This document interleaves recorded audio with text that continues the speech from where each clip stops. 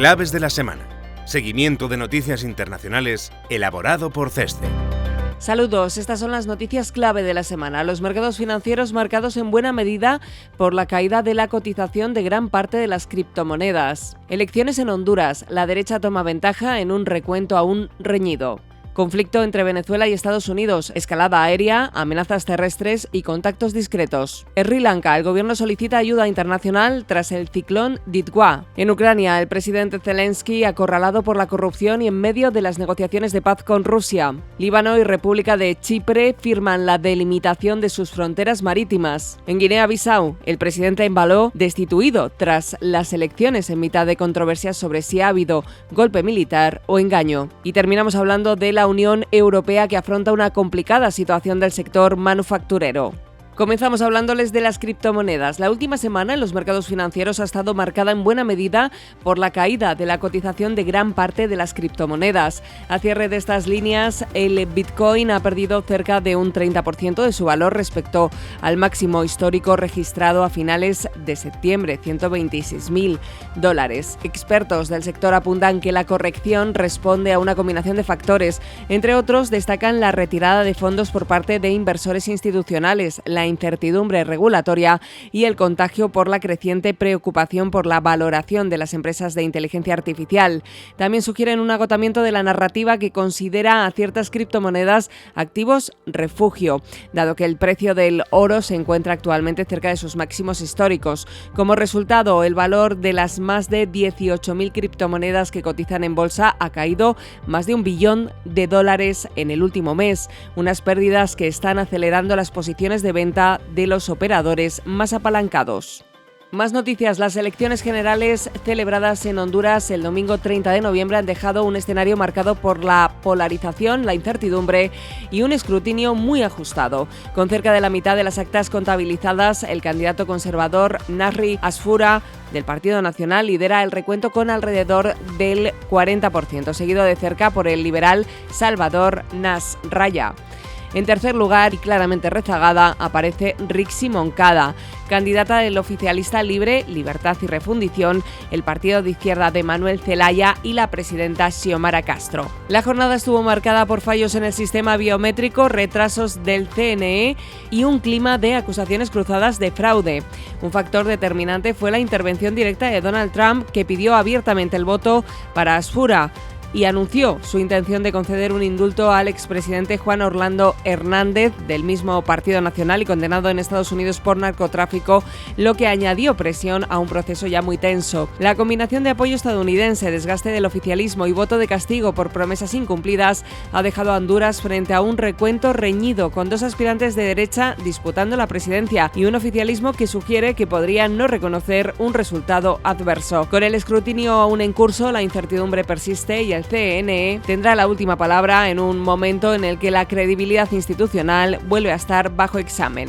Hablamos de las relaciones entre Venezuela y Estados Unidos. El conflicto entre Washington y Caracas entró esta semana en una fase más visible y potencialmente peligrosa, con el espacio aéreo venezolano convertido de facto en una zona de exclusión tras el anuncio de Donald Trump de que debía considerarse cerrado en su totalidad.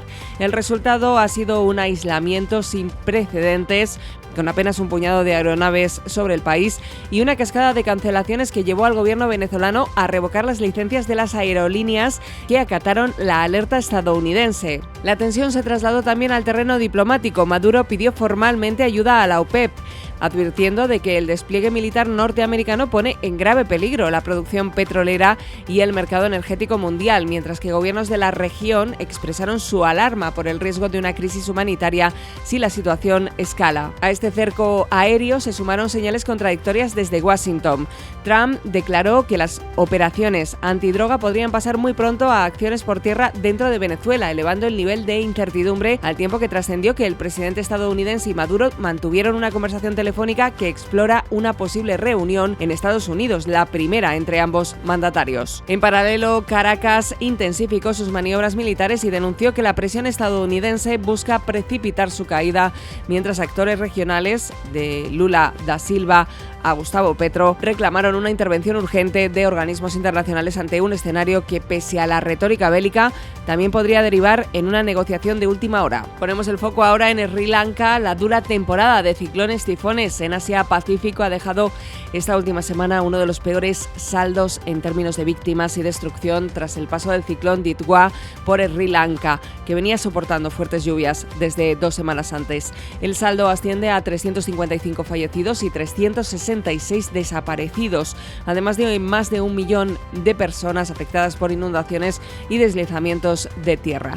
Ante la devastación, el gobierno srilanqués, por medio del Centro de Gestión de Desastres, instó a la evacuación inmediata de residentes en laderas y riberas de ríos, habilitó cientos de centros de acogida y finalmente el 29 de noviembre solicitó la ayuda internacional urgente. El ciclón también provocó fuertes lluvias en el estado sureño indio de Tamil Nadu durante el fin de semana, donde 3 personas murieron en incidentes relacionados con las lluvias. La magnitud del Ditwa subraya, una vez más, la amenaza constante de la temporada de ciclones, que anualmente se cobra un dramático saldo de pérdidas humanas y destrucción económica masiva en toda la región.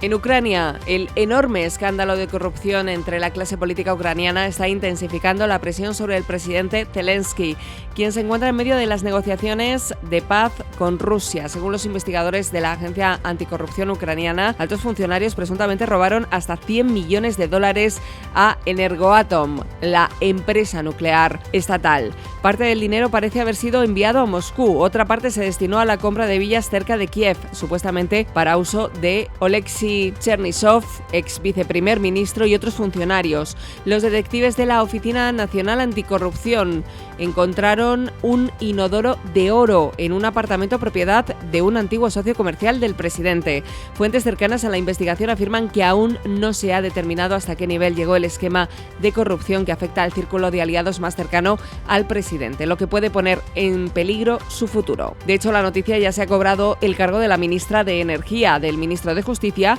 y del jefe de gabinete del presidente, Andrei Yermak, quien también es el principal negociador de Ucrania para el futuro acuerdo de paz con Rusia.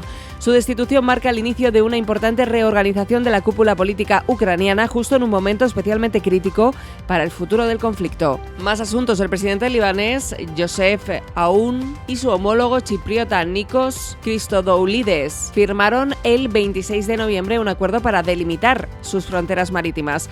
Este hito se produce después de casi 2 décadas de negociaciones. En 2007 se logró un borrador preliminar, sin embargo, no había sido ratificado hasta ahora por las instituciones libanesas. Uno de los objetivos del pacto es favorecer la inversión extranjera en proyectos de exploración de hidrocarburos en aguas profundas del Mediterráneo oriental. De momento, ninguno de los yacimientos de gas encontrados en territorio libanés es comercialmente viable. Por otra parte, Beirut y Nicosia se han comprometido a evaluar la viabilidad técnica y económica de una interconexión eléctrica. De materializarse, contribuiría a corregir el severo déficit eléctrico del Líbano debido a los daños causados por el conflicto con Israel y la inversión insuficiente en la última década. Para ello, la administración libanesa ha solicitado al Banco Mundial su colaboración en la fase de estudio. En África, concretamente en Guinea-Bissau, el pasado miércoles 26 de noviembre, después de que se oyera ruido de tiros cerca del Palacio Presidencial de Bissau, un grupo de militares anunció en televisión que habían derrocado al gobierno de Umaro Sissoco Embalo y que tomaban el control total del país. En ese momento se esperaba el resultado definitivo de las elecciones generales celebradas apenas 3 días antes, pero el proceso se paralizó, por lo que todavía se desconoce el ganador oficial. La noche previa, tanto Embalo como el candidato a la oposición, Fernando Díaz de Costa, se habían autoproclamado victoriosos. Tras la sonada militar, Embalo pudo mantener su teléfono y dar múltiples entrevistas a medios internacionales para luego partir hacia Senegal y posteriormente al Congo.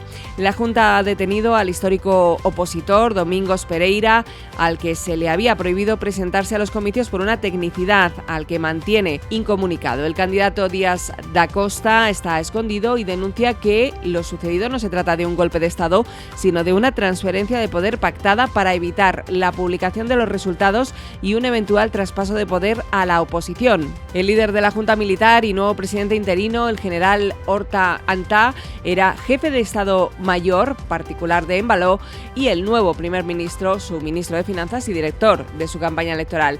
Díaz da Costa insiste en la fidelidad de estos hombres al expresidente. En los últimos días son muchas las voces que se han alzado para cuestionar la narrativa oficial y denunciar las irregularidades ocurridas. No es la primera vez que Embaló está inmerso en controversias similares. En diciembre de 2023 disolvió el Parlamento alegando un intento de golpe, lo que para muchos fue un simple engaño para consolidar su poder. Desde entonces ha gobernado por decreto. Cabe destacar además que el país sufre un grave problema de narcotráfico y que las mafias que lo sostienen son una importante fuente de inestabilidad política. Más allá de las sospechas y las dudas que protagonizan el debate en Guinea-Bissau, la reacción internacional ha sido de condena sin ambages al cambio de gobierno inconstitucional. La Unión Africana y la Comunidad Económica de Estados de África Occidental han suspendido inmediatamente al país de sus órganos y actividades. Terminamos este repaso informativo con la mirada puesta en la Unión Europea.